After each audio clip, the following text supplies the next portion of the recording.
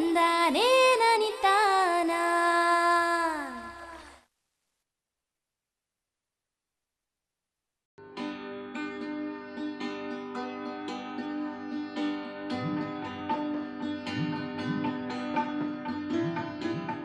ಕೃಷಿ ಕ್ಷೇತ್ರ ಇಂದು ಅನೇಕ ಸವಾಲುಗಳನ್ನು ಮತ್ತು ಸಮಸ್ಯೆಗಳನ್ನು ಎದುರಿಸುತ್ತಿದ್ದರೂ ಇವುಗಳನ್ನು ಸಮರ್ಥ ರೀತಿಯಲ್ಲಿ ನಿಭಾಯಿಸಿಕೊಂಡು ಉತ್ತಮ ಆದಾಯವನ್ನು ಗಳಿಸುತ್ತಿರುವ ಪ್ರಗತಿಪರ ಕೃಷಿಕರು ನಮ್ಮಲ್ಲಿ ಅನೇಕ ಮಂದಿ ಇದ್ದಾರೆ. ವರ್ಷದಲ್ಲಿ ಸುಮಾರು 20ರಿಂದ 30 ಇಂಚು ಮಳೆ ಬೀಳುವ, ನೀರಿನ ಅಭಾವವಿರುವ ವನಭೂಮಿಯಲ್ಲಿ ಸಮಗ್ರ ಕೃಷಿ ಪದ್ಧತಿಯಲ್ಲಿ ದಾಳಿಂಬೆ, ಟೊಮ್ಯಾಟೊ, ಮೆಣಸಿನಕಾಯಿ, ಆಲೂಗಡ್ಡೆ, ತೆಂಗು, ಅಡಿಕೆ, ಕಾಫಿ, ಮೆಣಸು ಹೀಗೆ ಹಲವು ಬೆಳೆಗಳನ್ನು ಬೆಳೆಯುತ್ತಿರುವ ಪ್ರಗತಿಪರ ರೈತರಾದ ಶ್ರೀ ಚಂದ್ರೇಗೌಡರು ಮೂಲತಃ ಚಿಕ್ಕಮಗಳೂರು ತಾಲೂಕಿನ ಲಕ್ಷ್ಮೀಪುರ ಗ್ರಾಮದವರು. 3 ಎಕರೆ ಜಮೀನಿನಿಂದ ಪ್ರಾರಂಭವಾದ ಅವರ ಕೃಷಿ ಪಯಣ 15 ಎಕರೆ ಜಮೀನಿನವರೆಗೆ ವಿಸ್ತರಿಸಿಕೊಂಡಿದ್ದಾರೆ. ಇದರಲ್ಲಿ ಸಮಗ್ರ ಕೃಷಿ ಪದ್ಧತಿಯನ್ನು ಅಳವಡಿಸಿಕೊಂಡು ಪ್ರಗತಿ ಸಾಧಿಸುತ್ತಿರುವುದು ಕೃಷಿಯಲ್ಲಿರುವ ಅವರ ಕಾಳಜಿಯನ್ನು ತೋರಿಸುತ್ತದೆ. ಲಕ್ಷ್ಮೀಪುರ ಮೆಣಸು ಬೆಳೆಯಲು ಯೋಗ್ಯವಲ್ಲದ ಪ್ರದೇಶವಾದರೂ ಕೂಡ ತೆಂಗು ಬೆಳೆಯಲ್ಲಿ ಕಾಫಿ ಮತ್ತು ಮೆಣಸನ್ನು ಬೆಳೆದು ಉತ್ತಮ ಇಳುವರಿಯನ್ನು ಕೂಡ ಪಡೆದಿದ್ದಾರೆ. ತೆಂಗನ್ನು 30 ಅಡಿ ಅಂತರದಲ್ಲಿ 1 ಎಕರೆಗೆ ಸುಮಾರು 50 ಗಿಡಗಳಂತೆ ನಾಟಿ ಮಾಡಿದ್ದೀನಿ. ನಂತರ ಅಂತರ ಬೆಳೆಯಾಗಿ ನಾನು ತೆಂಗಿನ ಮಧ್ಯದಲ್ಲಿ 2 ತೆಂಗಿನ ಗಿಡದ ಮಧ್ಯದಲ್ಲಿ 7 ಅಡಿ ಅಂತರದಲ್ಲಿ ಒಂದು ಅಡಿಕೆ ನೆಟ್ಕೊಂಡೆ. ಅಡಿಕೆ ಸ್ವಲ್ಪ ಒಂದು 10-12 ವರ್ಷದ ಅಡಿಕೆ ಬೆಳೆದ ನಂತರ ಅಡಿಕೆ ಮತ್ತು ತೆಂಗಿಗೆ ನಾನು ಮೆಣಸನ್ನು ಹಬ್ಬಿಸಿದ್ದೀನಿ. ಈಗ ಮೆಣಸನ್ನು ಚೆನ್ನಾಗಿ ಫಸಲಿಗೆ ಬಂದಿದೆ. ಆನಂತರ ನಾನು ಇಲ್ಲಿ ಈ ಕಾಫಿ ಯಾಕೆ ಪ್ರಯೋಗ ಮಾಡಬಾರ್ದು ಅನ್ನೋ ಒಂದು ಉದ್ದೇಶ ಇಟ್ಕೊಂಡು ಕಾಫಿನೂ ನಾನು ಪ್ರಯೋಗ ಮಾಡಿದೆ. ಆ ಪ್ರಯೋಗದಲ್ಲೂ ನಾನು ಇವತ್ತು ಸಕ್ಸಸ್ ಆಗಿದ್ದೀನಿ. ನಾನು ಮೊದಲು ಒಂದು ತರಕಾರಿ ಬೆಳೀತಿದ್ದಾಗ ಅದರಲ್ಲಿ ಅನೇಕ ಸಾರಿ ಲಾಭನೂ ಕಂಡಿದ್ದೀವಿ, ಹಾಗೆ ನಷ್ಟನೂ ಕಂಡಿದ್ದೀನಿ. ನಾನು ಯೋಚನೆ ಮಾಡಿದೆ, ಯಾಕೆ ಏಕ ಬೆಳೆಯನ್ನು ಬೆಳ್ಕೊಂಡು ರೈತರು ನಾವು ಯಾಕೆ ಲಾಸನ್ನು ಮಾಡ್ಕೋಬೇಕು, ಮಿಶ್ರ ಬೆಳೆ ಬೆಳೆಯೋಣ ಅಂಥೇಳಿ ನನ್ನ ಹೆಂಡತಿ ಹತ್ರ ನಾನು ಡಿಸ್ಕಸ್ ಮಾಡಿದಾಗ ನಮ್ಮ ಶ್ರೀಮತಿಯವರು ಇಲ್ಲ ನಾವು ಮಾಡ್ತಿರೋದು ತಪ್ಪು, ಇದನ್ನು ಒಟ್ಟಿಗೆ ಎಲ್ಲ ಮಿಶ್ರ ಬೆಳೆ ಮಾಡೋಣ ಅಂಥೇಳಿ ಅವರು ಒಂದು ಸಲಹೆ ಕೊಟ್ಟರು. ಅವಳು ಸಲಹೆ ಮೇರೆಗೆ ನಾವು ಮಿಶ್ರ ಬೆಳೆ ಶುರು ಮಾಡಿದೆ. ನಾವು ಮೊದಲು ತೆಂಗು ಮೇಜರ್ ಬೆಳೆ ಅಂತ ತಿಳ್ಕೊಂಡು ನಂತರ ಅಡಿಕೆ ಹಾಕೋದು, ಅಡಿಕೆ ಅದೂ ಮೇಜರಾಗೆ ಬಂತು. ನಂತರ ಮೆಣಸು ಹಾಕಿದ್ದೀವಿ. ಇಲ್ಲಿ ಒಳ್ಳೆ ಇದು ಮೆಣಸು ಬೆಳೆಯ ಪ್ರದೇಶ ಅಲ್ಲದೇ ಇದ್ರೂ ವರ್ಷದಲ್ಲಿ ನನಗೆ ಪ್ರತಿ ವರ್ಷವೂ ಇಲ್ಲಿ ಸುಮಾರು 2 ಟನ್ನು ಮೆಣಸು ಬರ್ತಾಯಿದೆ. ಇನ್ನು ಕೆಲವೇ ವರ್ಷದಲ್ಲಿ ಇನ್ನು ಮುಂದಿನ ವರ್ಷಗಳಲ್ಲಿ ನನಗೆ ಸುಮಾರು 3ರಿಂದ 4 ಟನ್ ಮೆಣಸನ್ನು ಎಕ್ಸ್ಪೆಕ್ಟ್ ಮಾಡ್ತಾ ಇದ್ದೀನಿ. ಮೆಣಸನ್ನು ಪಣಿಯೂರು 1 ಅನ್ನೋ ತಳಿನ ನಾನು ಉಪಯೋಗಿಸಿದ್ದೀನಿ. ಇದು ಸ್ವಲ್ಪ ರೋಗ ಮುಕ್ತವಾಗಿರೋ ಅಂಥದ್ದು, ಹಾಗೆಯೇ ಹೆಚ್ಚು ಇಳುವರಿ ಕೊಡುವಂಥದ್ದು, ಕಾಳು ಸದೃಢವಾಗಿರುತ್ತವೆ, ತೂಕ ಬರುತ್ತೆ. ಹಾಗಾಗಿ ಆ ತಳಿಯನ್ನು ನಾನು ಈ ಪ್ರದೇಶಕ್ಕೆ ಸೂಕ್ತ ತಳಿ ಅಂದ್ಕೊಂಡು ಅದನ್ನು ನಾನು ಇಲ್ಲಿ ಆರಿಸ್ಕೊಂಡಿದ್ದೀನಿ. ಕಾಫಿ ಚಂದ್ರಗಿರಿ ಮತ್ತು ಹೇಮಾವತಿ, ಕಾವೇರಿ 3 ವೆರೈಟಿ ಕಾಫಿಯನ್ನು ನಾನು ಇಲ್ಲಿ ಹಾಕಿದ್ದೀನಿ. 3 ಕಾಫಿ ಏನು ಮಾಡಿದ್ದೀವಿ ಅಂತೇಳಿ ಇಲ್ಲಿ ಇದನ್ನು ಸಹ ಅಂತರ ಬೆಳೆಯಾಗಿಯೇ ಬೆಳೀತಾ ಇದ್ವಿ. ತೆಂಗು ಮತ್ತು ಅಡಿಕೆ ಮಧ್ಯದಲ್ಲಿ 1 ಸಾಲು ಕಾಫಿ ಕೊಟ್ಟಿದ್ವಿ. ಗಿಡದಿಂದ ಗಿಡಕ್ಕೆ 6 ಅಡಿ ಅಂತರ ಕೊಟ್ಟಿದ್ದೀನಿ. ಹಾಗೆ ಸಾಲಿನಿಂದ ಸಾಲಿಗೆ ತೆಂಗು ಮತ್ತು ಅಡಿಕೆ ಮಧ್ಯೆ ನೋಡಿಕೊಂಡು ಇದ್ರ ಪ್ರಕಾರ ಎಷ್ಟು ಬೆಳಕು ಬೇಕಾಗುತ್ತೆ, ತುಂಬ ನೆರಳು ಆಗಬಾರ್ದು, ತುಂಬ ಬಿಸಿಲು ಬೀಳಬಾರ್ದು, ಇದನ್ನು ನೋಡಿಕೊಂಡು ಗಿಡಗಳ ಅಂತರವನ್ನು ಹೆಚ್ಚು ಕಡಿಮೆ ಮಾಡ್ಕೊಂಡಿದ್ವಿ. ಪ್ರತಿಶತ 60ರಷ್ಟು ಸಾವಯವ ಪದ್ಧತಿಯನ್ನು ಅನುಸರಿಸುತ್ತಿದ್ದು ಟ್ರೈಕೋಡರ್ಮಾ, ಸುಡೋಮೋನಾಸ್ ಜೈವಿಕ ಗೊಬ್ಬರಗಳನ್ನು ಬಳಸಿಕೊಂಡು ಗುಣಮಟ್ಟದ ಇಳುವರಿಯನ್ನು ಪಡೆಯುವಲ್ಲಿ ಯಶಸ್ಸನ್ನು ಕಂಡಿದ್ದಾರೆ. ಸುಮಾರು 60 ಭಾಗ ಸಾವಯವ, ಇನ್ನು 40 ಭಾಗ ರಾಸಾಯನಿಕ ಗೊಬ್ಬರಗಳು ಮತ್ತು ಲಘು ಪೋಷಕಾಂಶಗಳನ್ನ ಬಳಸ್ತಾ ಇದ್ದೀನಿ. ಹಾಗೆಯೇ ನಾನು ಇಲ್ಲಿ ಸೂಕ್ಷ್ಮಾಣು ಜೀವಿಗಳಾದ ಟ್ರೈಕೋಡರ್ಮಾ, ಅಜಿಟೋಬ್ಯಾಕ್ಟರಸು, ಫಾಸ್ಫರಸ್ ಸಾಲ್ಯುಬಲ್ ಬ್ಯಾಕ್ಟೀರಿಯಾ, ಸೂಡೋಮೋನಸು ಇವುಗಳನ್ನು ಕೊಟ್ಟಿಗೆ ಗೊಬ್ಬರದ ಜೊತೆ ಮಿಶ್ರ ಮಾಡಿ ಕೊಟ್ಟಿಗೆ ಗೊಬ್ಬರವನ್ನು ಹೆಚ್ಚು ಪ್ರಮಾಣದಲ್ಲಿ ನಾನು ಎಲ್ಲ ಬೆಳೆಗೂ ಕೊಡ್ತಾಯಿದ್ದೀನಿ. ಅಡಿಕೆ, ತೆಂಗು, ಕಾಫಿ, ಮೆಣಸು ಇದಕ್ಕೆ ಹೆಚ್ಚು ಕೊಡ್ತಾಯಿದ್ದೀನಿ. ಬಯೋ ಫರ್ಟಿಲೈಸರಿಂದ ಏನು ಅನುಕೂಲತೆ ಅಂತೇಳಿದರೆ ಗಿಡಗಳು ಸದೃಢವಾಗುತ್ತೆ, ರೋಗಮುಕ್ತವಾಗಿರುತ್ತವೆ, ಒಳ್ಳೆಯ ಫಸಲನ್ನು ಕೊಡ್ತವೆ, ಒಳ್ಳೆ ಗುಣಮಟ್ಟದ ಹಣ್ಣು ಮತ್ತು ಒಳ್ಳೆ ಗುಣಮಟ್ಟದ ತೆಂಗಿನಕಾಯಿ, ಒಳ್ಳೆ ಗುಣಮಟ್ಟದ ಅಡಿಕೆ, ಒಳ್ಳೆ ಗುಣಮಟ್ಟದ ಕಾಫಿ ಇನ್ನು ನಾನು ಪಡ್ಕೊಳಕ್ಕೆ ಇದು ನನಗೆ ತುಂಬ ಅನುಕೂಲ ಆಗಿದೆ. 2 ಬೋರ್ವೆಲ್ಗಳನ್ನು ಹೊಂದಿದ್ದು ಬೆಳೆಗಳಿಗೆ ನೀರಿನ ನಿರ್ವಹಣೆಯನ್ನು ಕೂಡ ಅಚ್ಚುಕಟ್ಟಾಗಿ ಮಾಡುತ್ತಿದ್ದಾರೆ. ಹನಿ ನೀರಾವರಿ ಪದ್ಧತಿಯನ್ನು ಅಳವಡಿಸಿಕೊಂಡು 2 ಪೈಪುಗಳ ಮೂಲಕ ಮಿಶ್ರ ಬೆಳೆಗಳಿಗೆ ಅಗತ್ಯ ಪ್ರಮಾಣದ ನೀರನ್ನು ಸಮರ್ಪಕವಾಗಿ ನೀಡುತ್ತಿದ್ದಾರೆ. ಇಲ್ಲಿ ಹನಿ ನೀರಾವರಿಯನ್ನು ಅಳವಡಿಸ್ಕೊಂಡಿದ್ದೀನಿ. ಇದು ಏನಾಗುತ್ತೆ, ಮಿಶ್ರ ಬೆಳೆ ಆಗಿದ್ದರಿಂದ ಒಂದು ಬೆಳೆಗೆ ನೀರು ಬೇಕಾದಾಗ ಇನ್ನೊಂದು ಬೆಳೆಗೆ ನೀರು ಬೇಡವಾಗಿರುತ್ತೆ. ಅದನ್ನು ನಾವು ಸರಿತೂಗೋಕ್ಕೋಸ್ಕರ ಅದನ್ನು ಹೇಗೆ ಇದು ಮಾಡ್ಕೊಂಡಿದ್ದೀನಿ ಅಂತಂದರೆ 2 ಲೈನ್ ಮುಖಾಂತರ ಡ್ರಿಪ್ಪನ್ನು ಮಾಡ್ತೀನಿ. ಒಂದೇ ಜಾಗ 1 ಎಕರೆಗೆ 2 ಲೈನ್ ಹೋಗಿರುತ್ತೆ. ಒಂದು ಕಾಫಿಗೆ ಆದರೆ ಇನ್ನೊಂದು ತೆಂಗು, ಅಡಿಕೆ, ಮೆಣಸಿಗೆ ಮತ್ತೊಂದು ಇರುತ್ತೆ. ಕಾಫಿಗೆ ಬೇಕಾದಾಗ ಕಾಫಿಗೆ ಬಿಟ್ಕೊಳ್ತೀವಿ, ಮತ್ತು ಮೆಣಸು ತೆಂಗಿಗೆ ಬೇಕಾದಾಗ ಮೆಣಸು ತೆಂಗಿಗೆ ಡ್ರಿಪ್ ಮುಖಾಂತರ ನೀರನ್ನು ಕೊಡ್ತೀವಿ. ಆಮೇಲೆ ನೀರಿನಲ್ಲಿ ಅತಿ ಕಡಿಮೆ ಪ್ರಮಾಣದಲ್ಲಿ ನಾವು ಬಳಸ್ತೀವಿ. ವಾರದಲ್ಲಿ ಒಂದು ದಿವಸ ಒಂದು ಬೆಳೆಗೆ ನೀರು ತೆಂಗು ಆಗಿರ್ಬೋದು, ಅಡಿಕೆ ಆಗಿರ್ಬೋದು, ಮೆಣಸಾಗಿರ್ಬೋದು, ಇದಕ್ಕೆ ವಾರಕ್ಕೊಂದು ಸಾರಿ ನೀರನ್ನು ಕೊಡ್ತೀವಿ. ಸುಮಾರು ತೆಂಗಿಗೆ 25ರಿಂದ 30 ಲೀಟ್ರ್ ಕೊಡ್ತೀನಿ, ಅಡಿಕೆಗೆ 8ರಿಂದ 15 ಲೀಟ್ರ್ವರೆಗೂ ಕೊಡ್ತೀವಿ, ಕಾಫಿಗೆ 5 ಲೀಟ್ರ್ ನೀರು ಕೊಡ್ತೀವಿ. ಹೀಗೆ ನಾವು ಇದನ್ನು ಆಯಾ ಗಿಡಗಳಿಗೆ ನೀರಿನ ಅವಶ್ಯಕತೆಯನ್ನು ಅನುಸರಿಸಿ ಏನು ಬೇಕಾಗಿದೆ ಆ ಪ್ರಮಾಣದಲ್ಲಿ ನೀರನ್ನು ನಾವು ಕೊಟ್ಟು ನೀರನ್ನ ಸದ್ಬಳಕೆ ಮಾಡ್ತಾಯಿದ್ದೀನಿ. ತೆಂಗು, ಅಡಿಕೆ ಬೆಳೆಗಳಿಂದ ದೊರಕುವ ತ್ಯಾಜ್ಯ ವಸ್ತುಗಳನ್ನು ಅದೇ ಭೂಮಿಗೆ ಹೊದಿಕೆಯಾಗಿ ಬಳಸುತ್ತಾರೆ. ಅಲ್ಲಿಯೇ ತಯಾರಾಗುವ ಗೊಬ್ಬರದಿಂದ ಭೂಮಿಯ ಫಲವತ್ತತೆಯನ್ನು ಹೆಚ್ಚಿಸಿಕೊಳ್ಳಬಹುದು ಎನ್ನುತ್ತಾರೆ ಚಂದ್ರೇಗೌಡರು. ಈ ನಮ್ಮ ಜಮೀನು ಸುಮಾರು 25 ವರ್ಷಗಳಿಂದ ಉಳುಮೆ ಮಾಡಿಲ್ಲ, ಬೇಸಾಯ ಮಾಡಿಲ್ಲ. ಯಾವುದೇ ಥರದ ಗುದ್ಲಿ ಕೆಲಸ ಆಗಲಿ ಬೇಸಾಯ ಆಗಲಿ ಮಾಡ್ತಾಯಿಲ್ಲ. ಇಲ್ಲಿ ಏನು ಗಿಡಗಳಿಂದ ಏನು ಬಯೋಮಾಸ್ ಬರುತ್ತೆ, ಈಗ ತೆಂಗಿರ್ಬೋದು, ಅಡಿಕೆ ಇರ್ಬೋದು, ಅಲ್ಲಿಂದ ಬೀಳೋ ಗರಿಗಳು ಅವನ್ನೆಲ್ಲ ಅಲ್ಲೇ ಅವ್ರ ಬುಡಕ್ಕೆ ಕಡ್ದು ಹಾಕಿಬಿಟ್ಟು ಮಲ್ಚಿಂಗ್ ಮಾಡಿ ಅಲ್ಲಿ ಎರೆಹುಳುಗಳು ಹೆಚ್ಚು ಎರೆಹುಳುಗಳನ್ನ ತಂದುಬಿಟ್ಟು ಎರೆ ಗೊಬ್ಬರ ಆಗೋಂಗೆ ಮಾಡ್ಕೊಂಡಿದ್ದೀವಿ. ಮತ್ತು ಸೂಕ್ಷ್ಮಾಣುಜೀವಿಗಳು ಮತ್ತು ಎರೆಹುಳು ಎಷ್ಟು ಭೂಮಿನಲ್ಲಿ ಹೆಚ್ಚು ಪ್ರಮಾಣದಲ್ಲಿ ಇರ್ತಾವೋ ಅಷ್ಟು ಆ ಭೂಮಿ ಫಲವತ್ತತೆ ಹೆಚ್ಚಾಗುತ್ತೆ. ಮೊದಲು ರೈತ ಆದವನು ಮೊದಲು ಗಮನಿಸಬೇಕಾದದ್ದು ಭೂಮಿಯ ಫಲವತ್ತತೆ. ಭೂಮಿಗೆ ಸಾವಯವ ಗೊಬ್ಬರಗಳನ್ನು ಹೆಚ್ಚು ಪ್ರಮಾಣದಲ್ಲಿ ಕೊಟ್ಕೊಂಡು ಎಷ್ಟು ಪ್ರಮಾಣದಲ್ಲಿ ರಾಸಾಯನಿಕ ಗೊಬ್ಬರ ಬೇಕು ಮತ್ತು ಸೂಕ್ಷ್ಮ ಮೈಕ್ರೋನ್ಯೂಟ್ರಿಯೆಂಟ್ಸ್ಗಳು ಬೇಕು ಅವುಗಳನ್ನು ಸಹ ಕೊಟ್ಕೊತ ಹೋದಲ್ಲಿ ರೈತ ಉತ್ತಮವಾದ ಒಳ್ಳೆಯ ಬೆಳೆ ತೆಗಿಬೋದು. ಹಾಗೆಯೇ ಇತ್ತೀಚಿನ ದಿನಗಳಲ್ಲಿ ನೀರಿನ ಭಾರಿ ಮಳೆ ಕಡಿಮೆ ಬರ್ತಾ ಇರೋದ್ರಿಂದ ಎಲ್ಲ ಪ್ರದೇಶದಲ್ಲೂ ಮಳೆ ಕಡಿಮೆ ಆಗಿರೋದ್ರಿಂದ ಪ್ರತಿಯೊಬ್ಬರು ರೈತರು ನೀರನ್ನು ಭೂಮಿಯಲ್ಲೇ ಇಂಗಿಸೋ ಪದ್ಧತಿಯನ್ನು ಮಾಡ್ಕೋಬೇಕಾಗಿದೆ. ಏನು ರೈನ್ ವಾಟರ್ ಹಾರ್ವೆಸ್ಟು ಅಥವಾ ರೂಪ್ ವಾಟರ್ ಹಾರ್ವೆಸ್ಟು ಅಂತ ಹೇಳ್ತೀವಿ, ಅದನ್ನು ಎಲ್ಲರೂ ಕಡ್ಡಾಯವಾಗಿ ಮಾಡಲೇಬೇಕು. ಹಾಗೆ ಮಾಡಿದಾಗ ಅಂತರ್ಜಲದ ಮಟ್ಟನೂ ಹೆಚ್ಚಾಗುತ್ತೆ, ಭೂಮಿಯಲ್ಲಿ ತೇವಾಂಶ ಉಳಿಯುತ್ತೆ.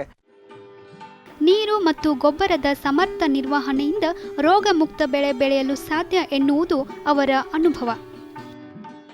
ಎಲ್ಲ ಬೆಳೆನಲ್ಲೂ ನಮಗೆ ಒಳ್ಳೆಯ ಇನ್ಕಮ್ ಬರ್ತಾ ಇದೆ. ನನಗೆ ಈ ತೋಟದಲ್ಲಿ ಸುಮಾರು 300 ತೆಂಗಿನ ಮರ ಇದ್ದಾವೆ. ಪ್ರತಿ ವರ್ಷ 40ರಿಂದ 45 ಸಾವಿರ ತೆಂಗಿನಕಾಯಿ ಬರ್ತಾ ಇದೆ. ತೆಂಗಿನಕಾಯಿನನ್ನು ನಂದು ಒಳ್ಳೆಯ ಕ್ವಾಲಿಟಿದು, ನನ್ನ ತೋಟದಲ್ಲಿ ನುಸಿ ರೋಗ ಇಲ್ಲ, ತಾವು ವೀಕ್ಷಿಸ್ಬೋದು. ಇದಕ್ಕೆ ಕಾರಣ ಏನು ಅಂತ ಹೇಳಿದ್ರೆ ಅದರ ನೀರು ಮತ್ತು ಗೊಬ್ಬರದ ನಿರ್ವಹಣೆ. ಈಗ ನನಗೆ 40ರಿಂದ 45 ಅವರೇಜ್ 40 ಸಾವಿರ ಕಾಯಿ ಬರ್ತಾ ಇದೆ.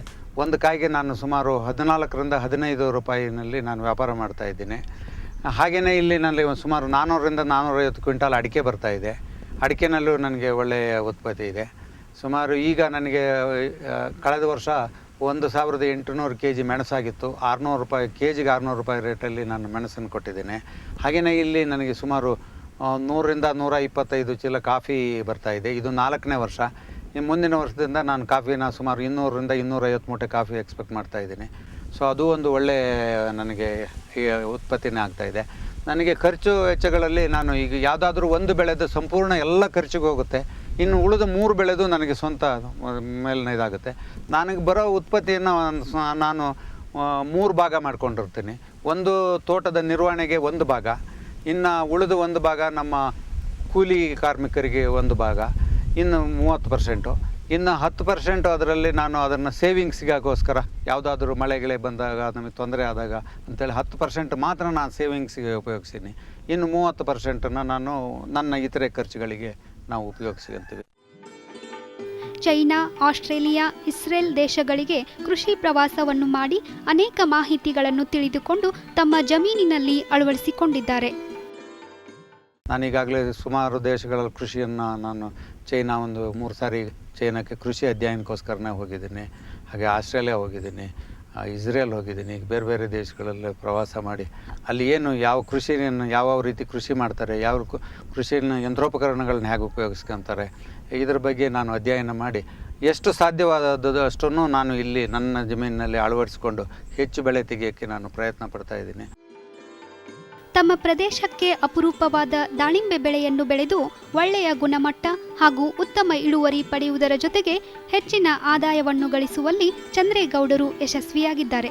ದಾಳಿಂಬೆಯಲ್ಲಿ ಭಗವಾ ತಳಿ ಬೆಳೆದಿರುವ ಚಂದ್ರೇಗೌಡರು ಹನಿ ನೀರಾವರಿ ಮೂಲಕ ರಸಗೊಬ್ಬರಗಳನ್ನು ನೀಡುತ್ತಿದ್ದಾರೆ. ಕರ್ನಾಟಕದಲ್ಲಿ ಇತ್ತೀಚೆಗೆ ಸುಮಾರು 15 ವರ್ಷಗಳಿಂದ ದಾಳಿಂಬೆ ಬೆಳೀತಾ ಇದ್ದಾರೆ. ನಾನು ಬಿಜಾಪುರ, ಹೊಸದುರ್ಗ, ಚಿತ್ರದುರ್ಗ ಇಂಥ ಜಿಲ್ಲೆಗಳಿಗೆ ನಾನು ಕೃಷಿ ಅಧ್ಯಯನ ಪ್ರವಾಸ ಮಾಡಿದಾಗ ನಾವು ದಾಳಿಂಬೆಯನ್ನು ಯಾಕೆ ಬೆಳಿಬಾರ್ದು, ಈ ಪ್ರದೇಶದಲ್ಲಿ ನಮಗೂ ಹೇಗೂ ಮಳೆ ಕಡಿಮೆ ಇದೆಯಲ್ಲ, ಇದು ಅರೆಮಲೆನಾಡು ಅಂತ ಒಂದು ಯೋಚನೆ ಮಾಡಿದೆ. ಹಾಗೆಯೇ ನಾನು ಅದಕ್ಕೋಸ್ಕರ ನಾನು ಹೊಸದುರ್ಗ ಏರಿಯಾದಲ್ಲೆಲ್ಲ ನಾನು ಪ್ರವಾಸ ಮಾಡಿದೆ. ನಾನು ಯೋಚನೆ ಮಾಡಿದೆ, ಹೊಸ ಪ್ರಯೋಗ, ಇದಕ್ಕೆ ತುಂಬ ಬಂಡವಾಳ ಬೇಕು, ಹೇಗೆ ಮಾಡೋದು, ಏನಾದರೂ ಆಗಲಿ ಅಂತ ಹೇಳಿಬಿಟ್ಟು ಧೈರ್ಯ ಮಾಡಿ ನಾನು ಇಲ್ಲಿ 10 ಎಕರೆನಲ್ಲಿ ಬೆಳೆಯೋಕ್ಕೆ ಯೋಚನೆ ಮಾಡಿದೆ. ಕಪ್ಪು ಮಣ್ಣಿನಲ್ಲಿ ಗುಂಡಿ ತೆಗೆದು ಆ ಗುಂಡಿಗೆ ಹೆಚ್ಚು ಕೊಟ್ಟಿಗೆ ಗೊಬ್ಬರ ಕೊಟ್ಟು ಏನು ಸೂಕ್ಷ್ಮ ಗೊಬ್ಬರಗಳು ಬೇಕು ಅವನ್ನೆಲ್ಲ ಪೋಷಕಾಂಶಗಳು ಬೇಕು ಅವನ್ನೆಲ್ಲ ಕೊಟ್ಟು ಗಿಡವನ್ನು ಬೆಳೆದೆ.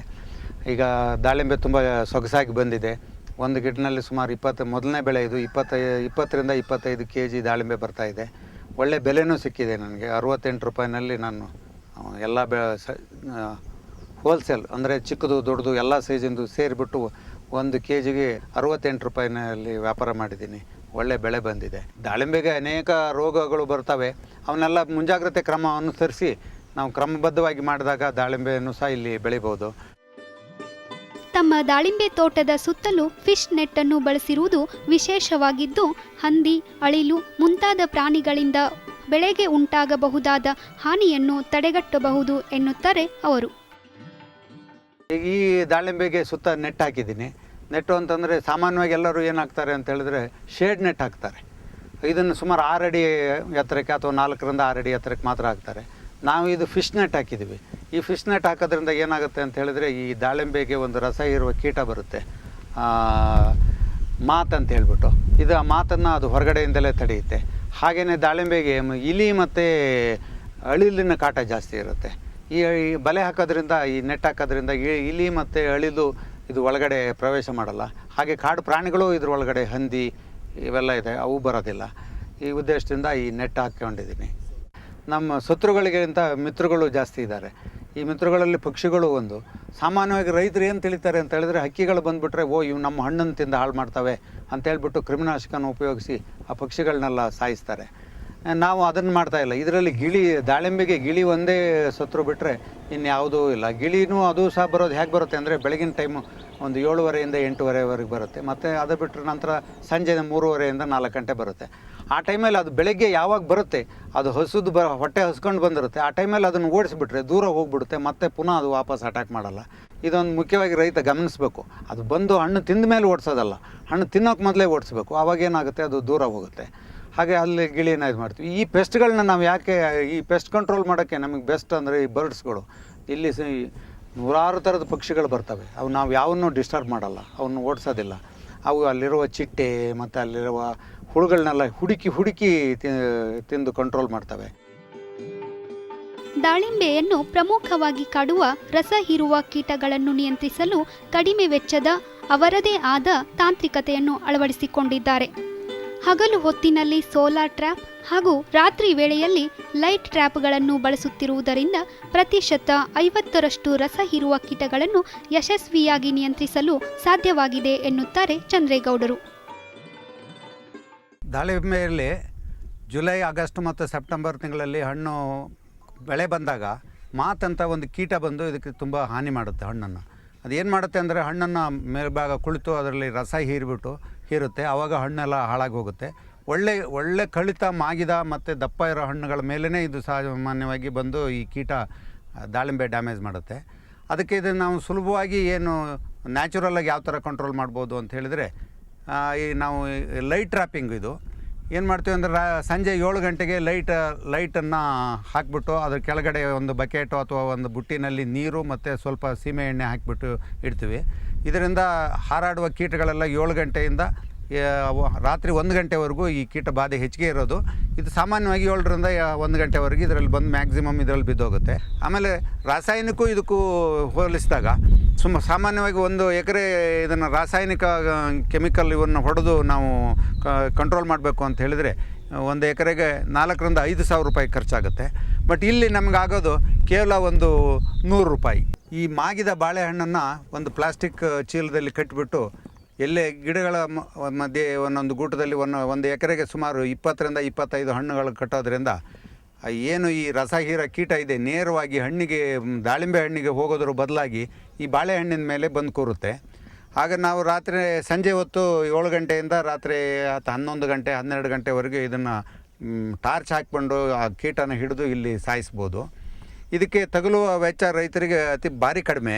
ಯಾಕೆ ಅಂತ ಹೇಳಿದರೆ ಇಲ್ಲಿ ನಾವು ಏನು ಒಳ್ಳೆ ಮಾರ್ಕೆಟ್ನಲ್ಲಿ ಒಳ್ಳೆ ಬಾಳೆಹಣ್ಣು ಅಂತಂದಿಲ್ಲ, ವೇಸ್ಟ್ ಬಾಳೆಹಣ್ಣು ಏನು ಎಸಿತಾರೆ ತೆಗೆದು ಮಾಗಿ ಕೊಳೆತ ಬಾಳೆಹಣ್ಣು ಅಂತಂದು ಕಟ್ತೀವಿ. ಕೊಳೆತ ಬಾಳೆಹಣ್ಣೆ ಯಾಕೆ ಕಟ್ತೀವಿ ಅಂತ ಹೇಳಿದರೆ ಇದರಲ್ಲಿ ಹೆಚ್ಚು ಪರಿಮಳ ಬರ್ತಾ ಇರುತ್ತೆ, ಸ್ಮೆಲ್ ಬರ್ತಾ ಇರುತ್ತೆ. ಆ ಸ್ಮೆಲ್ಲಿಗೆ ಈ ಕೀಟ, ಈ ರಸ ಇರುವ ದಾಳಿಂಬೆಯಲ್ಲಿ ರಸ ಇರೋ ಕೀಟ ನೇರವಾಗಿ ಈ ಹಣ್ಣಿನ ಮೇಲೆ ಬಂದು ಕೂರುತ್ತೆ. ಹಾಗಾಗಿ ಅದನ್ನು ನಾವು ಸುಲಭವಾಗಿ ಹಿಡಿಬೋದು. ನಾವು ಎಲ್ಲಿ ಓಡಾಡ್ಬೋದು ಅಂಥ ಸುಲಭವಾದ ಜಾಗದಲ್ಲಿ ಸಾಲಾಗಿ ಕಟ್ಕೊಂಡು ಅದೇ ಲೈನಲ್ಲಿ ಎರಡೂ ಕಡೆ ಎಡಭಾಗ ಬಲಭಾಗ ಕಟ್ಕೊಂಡು ಓಡಾಡೋ ಜಾಗದ ಲೈಟನ್ನು ಹಾಕಿದಾಗ ನೇರವಾಗಿ ಅದು ಕಾಣುತ್ತೆ. ಈಗ ಇದನ್ನು ಈ ವಿಧಾನವನ್ನು ಮಾಡದೇ ಇದ್ದರೆ ರೈತನಿಗೆ ಸುಮಾರು 1 ಎಕರೆನಲ್ಲಿ 400ರಿಂದ 500 kg ಹಣ್ಣುವರೆಗೂ ಹಾಳಾಗೋಗೋದು ಉಂಟು. ಇವತ್ತಿನ ಕನಿಷ್ಠ ಬೆಲೆ 70 ರೂಪಾಯಿ ಅಂತ ಇಟ್ಕೊಂಡ್ರೂ ಒಳ್ಳೆ ಹಣ್ಣಿಗೆ 4,500ರಿಂದ 5,000 ರೂಪಾಯಿ 1 ಎಕರೆನಲ್ಲಿ ರೈತನಿಗೆ ಪ್ರತಿ ಲಾಸ್ ಆಗುತ್ತೆ. ಕಡಿಮೆ ಖರ್ಚಿನಲ್ಲಿ ಈ ತಾಂತ್ರಿಕತೆಯನ್ನು ಅಳವಡಿಸಿಕೊಂಡು ರೈತರು ಒಳ್ಳೆಯ ಹಣ್ಣುಗಳನ್ನು ಪಡಿಬೋದು. ರೈತ ಮಿತ್ರರೇ, ರೈತರ ಉನ್ನತಿಗಾಗಿಯೇ ಸಮಗ್ರ ಕೃಷಿ ಪದ್ಧತಿ ಎನ್ನುವುದರಲ್ಲಿ ಎರಡು ಮಾತಿಲ್ಲ. ಇದನ್ನು ಅಕ್ಷರಶಃ ಪಾಲಿಸಿ ರೈತ ಸಮುದಾಯಕ್ಕೆ ಮಾದರಿ ರೈತರೆನಿಸಿದ್ದಾರೆ ಚಂದ್ರೇಗೌಡರು. ನಾವಿಲ್ಲಿ ಇಂಟಿಗ್ರೇಟೆಡ್ ಎಲ್ಲ ಮಿಶ್ರ ಬೆಳೆ ಜೊತೆಗೆ ಹಸುಗಳು ಸಾಕಿದ್ದೀವಿ, ಕೋಳಿ ಸಾಕಿದ್ದೀವಿ, ಪ್ರತಿಯೊಂದನ್ನು ನಾವು ಇಟ್ಕೊಂಡಿದ್ವಿ. ರೈತ ಅಂತಂದಾಗ ಕೇವಲ ಟ್ಯಾಕ್ಟ್ರು ಮತ್ತು ಇದಕ್ಕೆ ಡಿಪೆಂಡ್ ಆಗಬಾರ್ದು. ದನಕರುಗಳು ಬೇಕು, ಅವುಗಳನ್ನೆಲ್ಲ ಸಾಕ್ಕೊಂಡು ಮಾಡಿದಾಗ ಆ ಕೃಷಿ ಬರೋ ಗೊಬ್ಬರನೇ ನಮಗೆ ಇದಾಗುತ್ತೆ. ಈ ಥರ ನಾವು ಮಾಡ್ಕೊಂಡು ಹೋದಾಗ ರೈತರು ಅವರ ಆರ್ಥಿಕ ಮಟ್ಟವನ್ನು ಸುಧಾರಿಸ್ಕೋಬೋದು. ಒಂದೇ ದಿನ ರೈತರು ಯಾರೂ ದೊಡ್ಡ ಸಾಹುಕಾರರಾಗಕ್ಕೆ ಸಾಧ್ಯ ಇಲ್ಲ. ಹಂತ ಹಂತವಾಗಿ ರೈತರು ಮೇಲೆ ಹೋಗ್ಬೋದು. ಅದಕ್ಕೆ ಉದಾಹರಣೆ ನಾನು ಅಂತ ಹೇಳಿದರೆ, ನಾನು ಇಲ್ಲಿ ಕೃಷಿ ಶುರು ಮಾಡಿದಾಗ ಸುಮಾರು 3.5 ಎಕರೆಯಿಂದ ಶುರು ಮಾಡಿದೆ. ನಾವು ಭೂಮಿಗೆ ಬಂದದ್ದು ಏನು ಭೂಮಿನಲ್ಲಿ ನಮಗೆ ಕೊಡುತ್ತೆ ಭೂಮಿ, ಅದರ 30 ಭಾಗನ ಮತ್ತೆ ಪುನಃ ಭೂಮಿಗೆ ನಾವು ಹಾಕಿದಾಗ ಮಾತ್ರ ಆ ಭೂಮಿ ಫಲವತ್ತತೆಯನ್ನು ನೋಡ್ಬೋದು. ಆ ಕಾನ್ಸೆಪ್ಟನ್ನು ನಾವು ಇಟ್ಕೊಂಡಿದ್ದೀವಿ. ಇಲ್ಲಿ ಮುಖ್ಯವಾಗಿ ರೈತ ಇನ್ನು 2-3 ಅಂಶಗಳನ್ನ ಮೊದಲು ಗಮನದಲ್ಲಿ ಇಟ್ಕೋಬೇಕು. ಒಂದು ಏನು ಅಂತ ಹೇಳಿದ್ರೆ, ಅವನು ರೈತನಾಗಿರಬೇಕು. ಅಂದರೆ ಅವನಿಗೆ ಗುದ್ಲಿ ನೇಗಿಲು ಹಿಡಿದು ಕೆಲಸ ಮಾಡುವ ಅನುಭವ ಇರಬೇಕು. ಎರಡನೇದು ಅವನು ಒಬ್ಬ ವಿಜ್ಞಾನಿ ಆಗಿರಬೇಕು. ಈ ಮೂರನೇದು ಅವನು ವ್ಯಾಪಾರ ಮನೋಭಾವ ಇರಬೇಕು. ಯಾಕೆ ಅಂತ ಹೇಳಿದರೆ, ಯಾಕೆ ರೈತ ವಿಜ್ಞಾನಿ ಆಗಿರಬೇಕು ಅಂತ ಹೇಳಿದರೆ, ಏನು ಪ್ರಯೋಗಗಳು ನಡೆಯುವುದವಲ್ಲ, ಈ ಪ್ರಯೋಗಗಳು ರೈತನ ಭೂಮಿನಲ್ಲೇ ನಡಿಬೇಕು. ಯಾವುದೇ ಒಂದು 4 ಗೋಡೆಯ ಮಧ್ಯೆ ಯಾವುದೇ ಪ್ರಯೋಗ ನಡೆದ್ರೂ ಅದು ಅಷ್ಟು ಸಕ್ಸಸ್ ಆಗಲ್ಲ. ರೈತನ ಹೊಲದಲ್ಲಿ ನಡಿಬೇಕು, ರೈತನ ಜಮೀನಲ್ಲಿ ನಡಿಬೇಕು. ರೈತನಿಗೆ ಮೂಲವಾಗಿ ನಾವು ಯಾವ ಬೆಳೆಯನ್ನು ಯಾವ ಕಾಲದಲ್ಲಿ ಹಾಕಬೇಕು, ಯಾವ ಬೀಜ ಬಿತ್ತಿದರೆ ಯಾವ ಸಮಯದಲ್ಲಿ ಬಿತ್ತಿದರೆ ನಮಗೆ ಒಳ್ಳೆಯ ಇಳುವರಿ ಬರುತ್ತೆ, ಯಾವ ಸಮಯದಲ್ಲಿ ಬೆಳೆ ಬೆಳೆದರೆ ನಮಗೆ ರೋಗ ರುಜಿನಗಳು ಕಡಿಮೆ ಇರ್ತವೆ, ಯಾವ ಇದರಲ್ಲಿ ಬೆಳೆದರೆ ಇಳುವರಿ ಜಾಸ್ತಿ ಬರುತ್ತೆ, ಈ ಥರ ಮನೋಭಾವ ಅವನಲ್ಲಿರಬೇಕು. ಕೊನೆಯದಾಗಿ ರೈತ ಯಾಕೆ ವ್ಯಾಪಾರಿಯಾಗಿರಬೇಕು, ವ್ಯಾಪಾರ ಮನೋಭಾವ ಇರಬೇಕು ಅಂತ ಹೇಳಿದರೆ, ವ್ಯಾಪಾರ ಮನೋಭಾವ ಇದ್ದಾಗ ಮಾತ್ರ ಇದಾಗುತ್ತೆ. ಮಧ್ಯವರ್ತಿಗಳ ಹಾವಳಿಯಿಂದ ಯಾಕೆ ತಪ್ಪಿಸ್ಕೋಬೇಕು, ಯಾವ ಸಮಯದಲ್ಲಿ ಯಾವ ಬೆಳೆಗೆ ಎಲ್ಲಿ ಒಳ್ಳೆ ಉತ್ತಮ ಮಾರುಕಟ್ಟೆ ಇದೆ ಅನ್ನೋದನ್ನು ನಾವು ಸ್ಟಡಿ ಮಾಡಬೇಕಾಗತ್ತೆ. ಆ ರೀತಿ ಮಾಡ್ಕೊಂಡಾಗ ಮಾತ್ರ ನಾವು ರೈತ ಸಕ್ಸಸ್ ಆಗ್ಬೋದು. ರೈತ ಕೃಷಿಯನ್ನು ಜೀವನೋಪಾಯಕ್ಕೆ ಅಂತೇಳಿ ಮಾಡ್ಬೋದು. Agriculture is not for livelihood, agriculture for agri business ಅನ್ನೋ ಮನೋಭಾವ ಇಟ್ಕೊಂಡು ಮಾಡಿದಾಗ ರೈತ ಕೃಷಿನಲ್ಲಿ ಏಳಿಗೆಯನ್ನು ಸಾಧಿಸ್ಬೋದು.